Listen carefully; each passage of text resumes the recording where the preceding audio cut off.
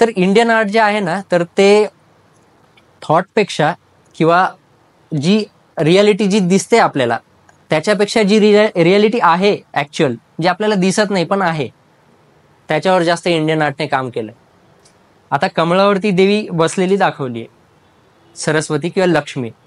आता लक्ष्मी जर कमळावर दाखवली तर याचा अर्थ काय, की तुमच्या घरामध्ये धनधान्य, म्हणजे आपण म्हणतो ना की लक्ष्मी ही प्रॉस्पेरिटी किंवा मग आपण म्हणू सोर्स मनी ह्याची देवता आहे है ना, आणि त्याच्यासाठी आपण पूजन करतो.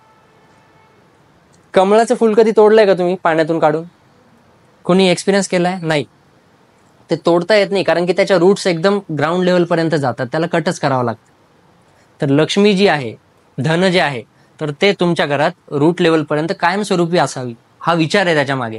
आणि हीच इंडियन आयकोनोग्राफी.